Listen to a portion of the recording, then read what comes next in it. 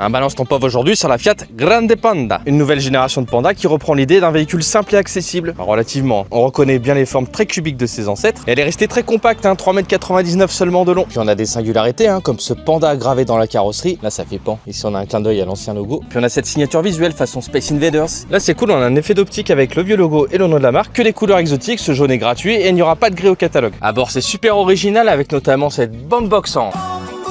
Par contre, on a l'impression que c'est taché alors que c'est juste les défauts naturels de la fibre. Les panneaux de porte-aussi sont écolos, c'est fait en partie avec des bouts de boisson comme ça là. Et à l'intérieur aussi, c'est plein de petits détails. Sa petite Panda là, elle s'engage sur une courbe qui est censée représenter le circuit d'essai sur le toit de l'usine de Turin. Sur les sièges, on a un slogan plein de fierté. Des sièges très confortables d'ailleurs. Et puis Fiat n'a conservé que l'essentiel en matière d'équipement. On a un régulateur normal, pas de mode de conduite. Oula, ça se raye vite. Pas de démarrage ou d'ouverture sans clé. Bon, ça c'est dommage que c'est bien pratique quand même. Deux écrans avec le minimum d'options. On peut autant sur cette finition haute, la Prima, on a une climatisation automatique, la recharge à induction, la réplication smartphone sans fil, une caméra de recul ou encore des rétroviseurs abattables électriquement. Bon, au final, comme il n'y a pas grand chose à trifouiller, l'idée c'est de poser son téléphone connecté, démarrer et avanti. À l'arrière, on n'est pas si mal, bon, faut pas être trop grand. On a beaucoup de place au plafond et au coude et en confort, c'est peut-être un peu ferme. Et dans le coffre, on a 362 litres, c'est quand même 51 litres de plus qu'il n'y 208. Au volant, la Grande Panda est typée très confort, c'est dans son ADN et c'est plein de bon sens pour une voiture qui a aucune prétention sportive. Par défaut, elle a un réglage de récupération au freinage assez fort, qui est un atout en conduite urbaine. Et en vitesse de croisière, on pourra toujours réduire un peu ce frein moteur électrique en appuyant sur cette touche. Rien de révolutionnaire, mais c'est juste histoire de dire qu'il y a des boutons dans cette voiture quoi.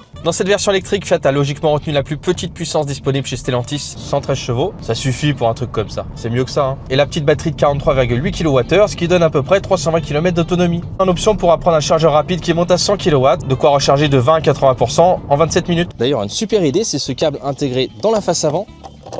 Bon, il n'y a que 4 mètres, et au moins ça prend plus de place dans le coffre. Et pour la charge rapide, c'est comme d'hab. À partir de 24 900 € en finition raid, 27 900 € pour cette finition La Prima. On peut aussi choisir la version hybridation légère 200 chevaux à seulement 18 900 €. Et il y a peut-être une version 4x4 en approche.